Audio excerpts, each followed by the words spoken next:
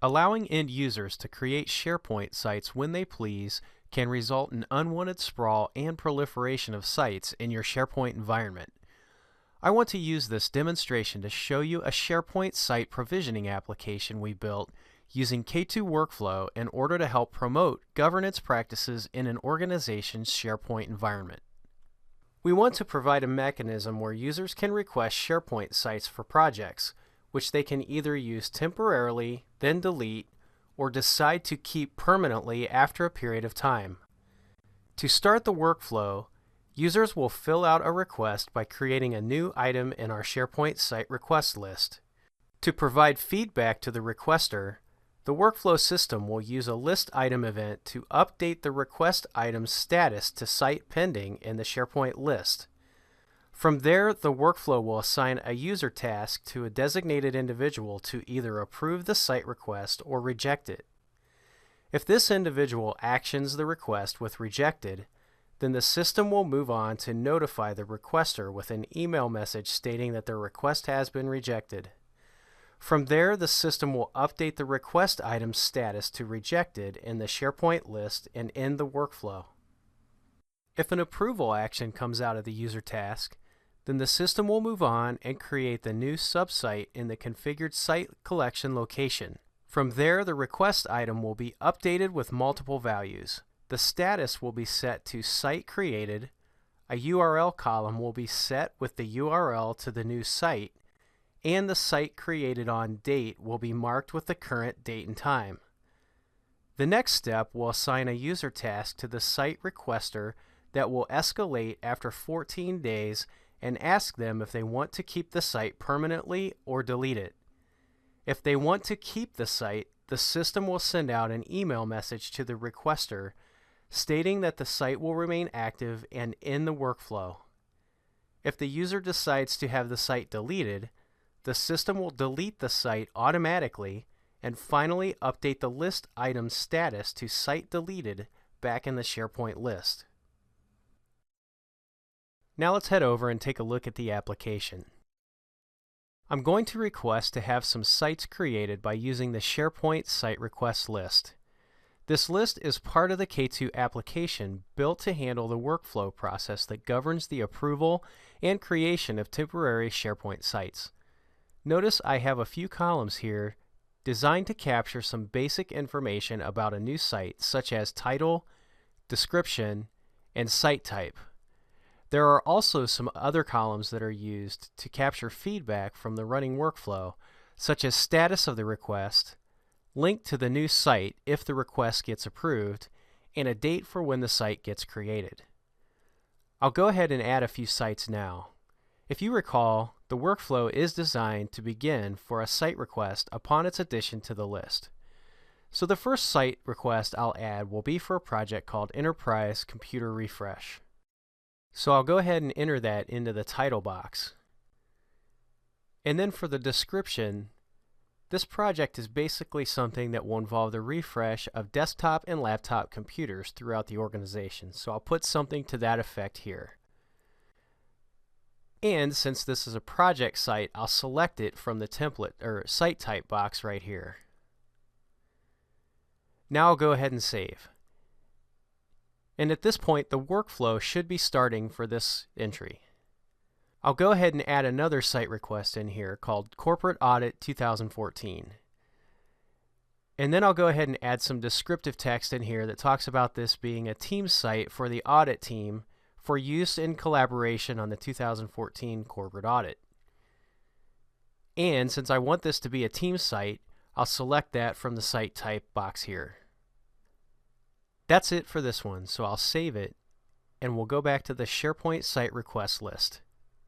And as I mentioned before, behind the scenes, these two workflows should have started when these records were saved back to the list. So I'll refresh this list.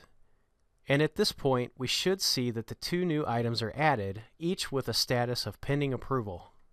This pending approval status also shows that the workflow instances for each of these list items have assigned a task to a user we identified to be responsible for approving new SharePoint sites.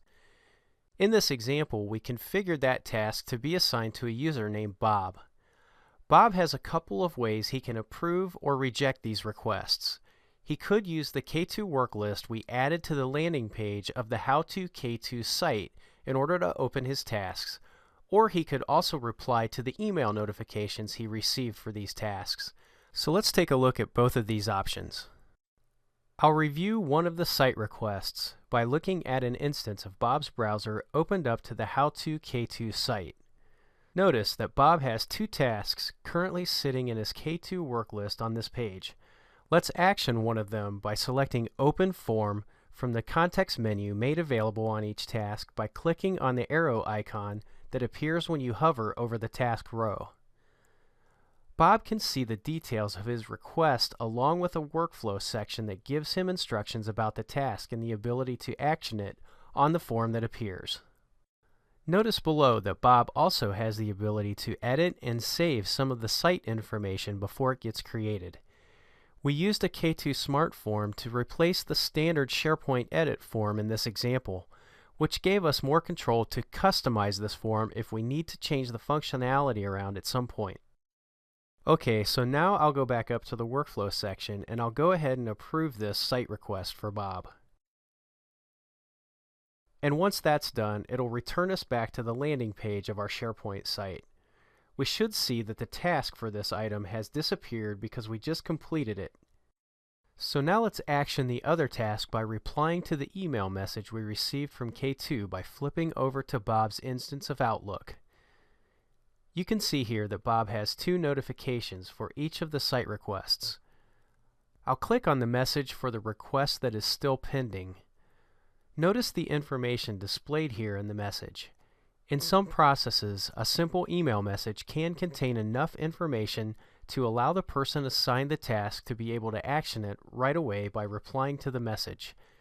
This allows the task to be actioned much faster, especially if a person is remote and using a mobile device, or if they don't necessarily want to take time to log into a system to look up information. In this case, I'll approve this site request by just replying with the word approve. When I perform this as Bob, K2 will eventually send him a confirmation message back notifying him that the task has been actioned. At this point, I'll pause the video while we wait for this message to come back. Okay, now that we're back, this is what that message looks like. It's just a basic message that says we've successfully completed the Approve the New Site Request task. Now I'll return back to the SharePoint Site Request list. On this screen, we can see that the list items are updated with the approval status as well as a link to the new sites that were created. I'll go ahead and click on the link for one of the sites here. This will take us over to the new site. And in here, if we open up the site settings for the new site,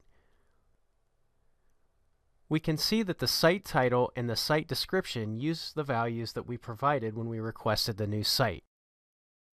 Now I'm going to go back to the How to K2 site landing page to take a look at my K2 work list.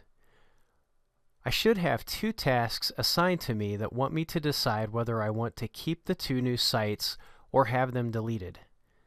To avoid site sprawl in this environment, recall that we configured the workflow to assign this task to the site requester in an effort to clean up the sites when they are no longer needed.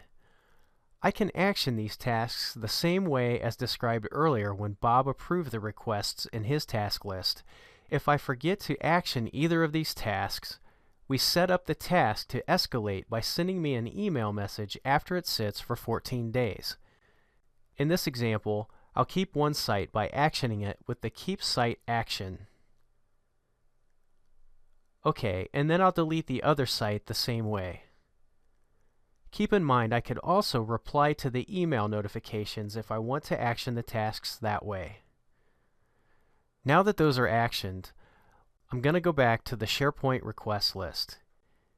In here you can see that the workflow updated the item for the site that was deleted with a deleted status, and also removed the site URL to avoid showing a dead link. Once this application is in production for a while, we're probably going to have to continue to justify its existence by supplying some history and reporting metrics to management. Fortunately, K2 provides this, and when we designed this workflow, we selected to enable K2 reports to capture that information. So to get to those reports for this application, I'll go up to the List tab at the top of the page and click on the Reports option under the K2 group in the ribbon menu. When this page loads, you'll be shown some information about the workflow instances associated with this application. The bar graph shows a total instance count, and if we click on it, we get to see more statistics about the instances that are running or have been run during the last 90 days in the Workflow Instances report on the right side of the page. Also notice that you get information such as duration, start date, priority, and the current status of the instance. Let me click on one of the instances I just ran in this list.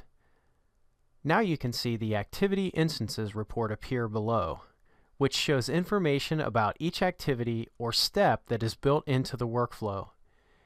Here you can look at the activity name, duration of that activity, the date it was assigned, the date it was completed, priority, and its current status. One other item of note on this page is a little icon at the end of each row in the Workflow Instances report. You can open the View Flow report for any of these instances in order to see the path that was followed for that workflow. Remember, you can click on any step in the View Flow report for more information about that step, such as the activity summary for the approved new site request. That's it for this demonstration of the site provisioning application. Now that you've seen it in action, you can build a test version of it in your own environment by following the Build Guide document or watching the Build Guide video for this tutorial.